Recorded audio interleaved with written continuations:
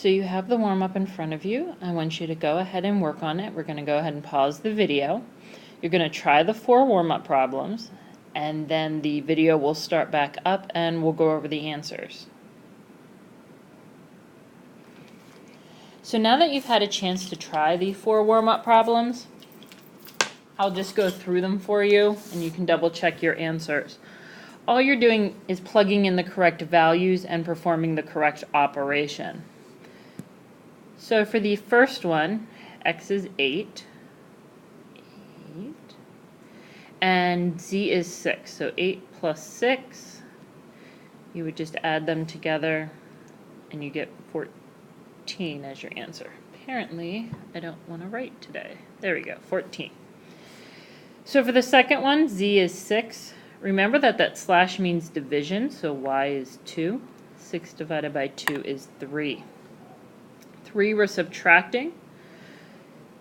So 6 minus 2, go plus the opposite with our subtraction, you'll get 4. And the last one, that is x times y, so that's going to be 8 times 2. Final answer of 16.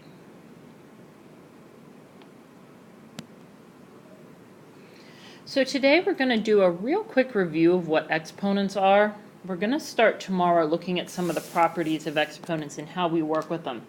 But today is just a very basic review of what exponents are, how do we work with them, those sort of things.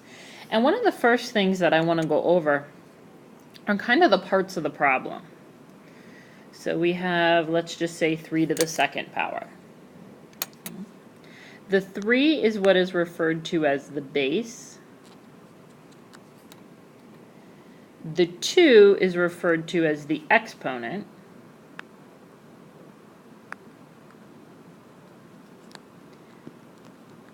And the entire thing is referred to as a power. So again, those are just the basic pieces of what an exponent would look like. Here we're just going to talk about pretty much how we read and write powers. Okay. So for instance, if I gave you this problem and I said read it out loud to me, you wouldn't say 12(1). You would say 12 to the first power.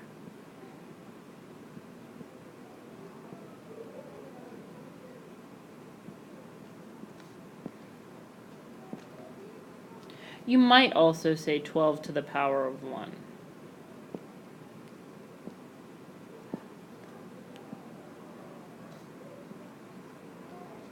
They both mean the same thing, it's just how they're written out.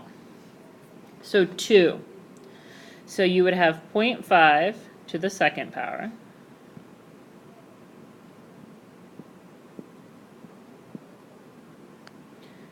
.5 to the power of 2, so 0.5 to the power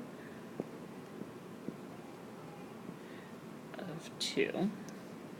And then 0.5, any power that has an exponent of 2, you can also say it's squared, so 0.5 squared. And for whatever reason, my exponent didn't transfer over there. It should be 4 to the third power. And again, you're going to have 4 to the third power.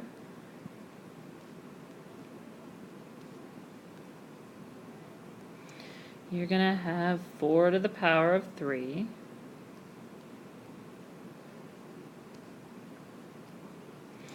And anything to the third power is also referred to as cubed.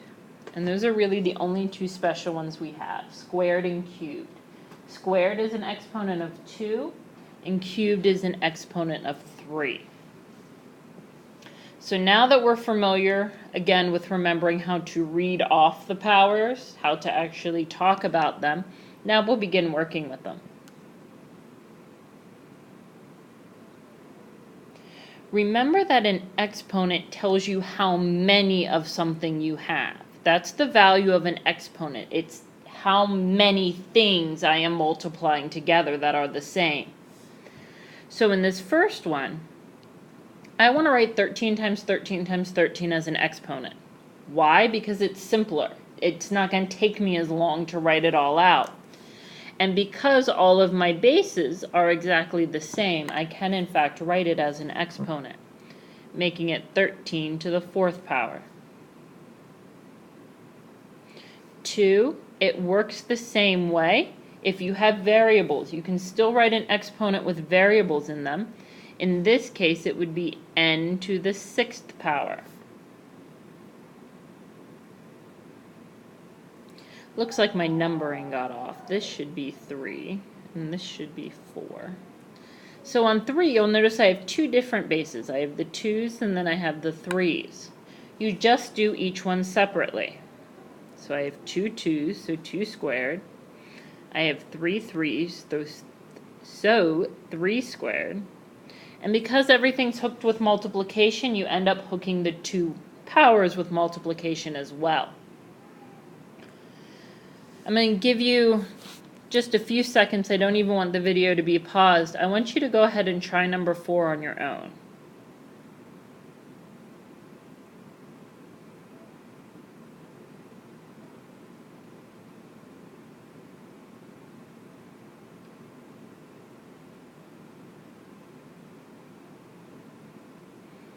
So in number 4, you should have noticed the matching bases of the A's and the B's. Even though the A's weren't right next to one another, they're still matching bases. They're still like terms. So A squared times B cubed. That's what we're looking at on that one. So now we're going to talk about how to evaluate, how to actually figure out what exponents end up being. And you'll notice, especially here on 2 and 3, my exponents didn't transfer over very well, and I'll fix those when we get down to those problems. So in the first one, x to the 4th, x is 0.5.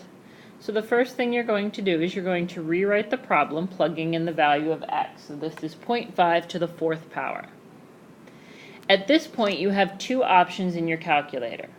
You can do 0.5 times 0.5 times 0.5 times 0.5 and hit equals. But I don't know about you, that seems a little messy for me. What happens if I have an exponent, what if it was 0.5 to the 20th power? I don't want to have to sit there 20 times and type in 0.5. The other way you can do it is you have an exponent key on the calculator. If you look from the 7 key, make sure I'm showing you the right one. If you look from the 7 and go diagonal, you should see this little thing that looks like an up arrow. It's referred to as a caret. So what you do in the calculator is you put your base of 0.5 in, you hit the caret key, and then you type in your exponent, which is 4. And then you can hit equals, and it will give you the answer of 0.0625. And that way you didn't have to sit there and go 0.5 times 0.5 times 0.5. It can be very repetitive, and it's very, very easy to lose or not count correctly and have your answer be off. So this next one, the second one, this is supposed to be x to the 6th power when x equals 8. So that's 8 to the 6th power. Go ahead and put it in your calculator.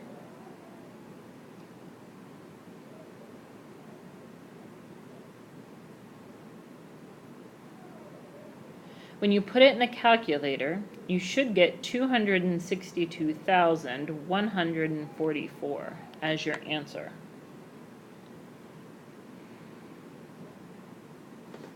Number 3 works the same way. This is going to be negative 2/3 to the 4th power. That should be x to the 4th. When you put this in the calculator, this one's a little trickier. You need to use a parenthesis, do -2, hit your ABC button, type 3, close the parenthesis, up arrow, and then your 4. And that should work okay for you.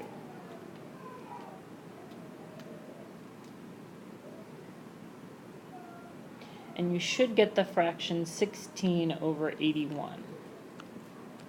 If you don't put it in parentheses, the calculator is going to assume that you want the denominator of 3 only to the 4th power. It won't take it as an entire fraction to the 4th power. Oh, and my exponents got all messed up again. So this problem is actually supposed to be a squared plus b to the 4th, which should be on your paper. And the second one is supposed to be a minus b squared. If you remember from order of operations when you were in elementary school, parentheses, then exponents. So you're always going to start and you're going to evaluate exponents first before you go adding, subtracting, multiplying, or dividing anything together. So if a is 3 and b is 5, I'm going to start first by plugging in those values. So 3 squared plus 5 to the 4th. I'm going to evaluate them. 3 squared gives me 9. 5 to the 4th in your calculator is 625. Put the two of them together and 634 becomes your final answer for this problem. I want to see all the steps. I don't want you just plugging 3 squared plus 5 to the 4th in the calculator. I want to see what 3 squared is. I want to see what 5 to the 4th is. Second problem, a minus b. So 3 minus 5 squared. You're going to do the subtraction or the plus the opposite inside, and you're going to get negative 2. And you're going to square negative 2. Take a minute, do negative 2 squared in your calculator.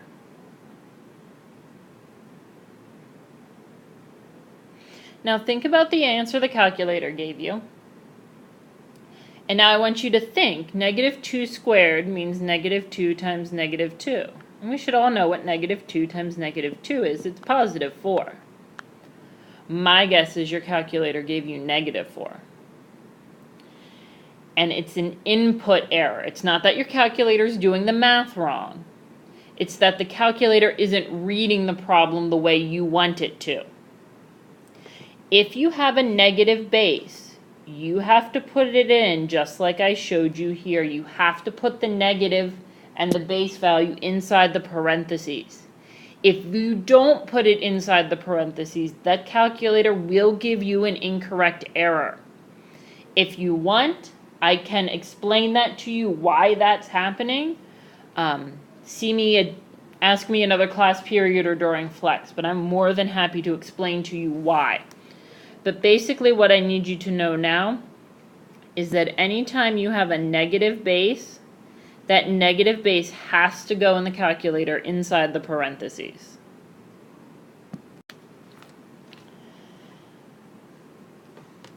Now we're going to look at some problems, word problems, involving exponents. In this particular problem, we're talking about finding the volume of the block of ice. This is going to require that you remember the volume formula, and it's a cube, so we know that all of our sides are the same. So even though they only gave us the measurement of 20 inches, we know that all the sides on that cube are going to be the same. The formula for volume, if you don't remember, is length times width times height, volume of a rectangular prism. Well, we know that our length is 20. We know that our width is 20 because it's a cube, so all my sides are the same, and we know that my height is 20. Now you most certainly could just go ahead and plug in the calculator 20 times 20 times 20, but since we're working with exponents, we're going to change that into 20 cubed. So I'm going to give you a few minutes to try these two problems. Notice that this weird little symbol right here, right there, should be 2 to the 5th. Again, my exponents just didn't transfer over okay. So I'm going to ask that the video be paused now. I'm going to ask you to try these two problems, and then when it looks like the majority of everyone's done, the video will start back up, and we will go over the answers.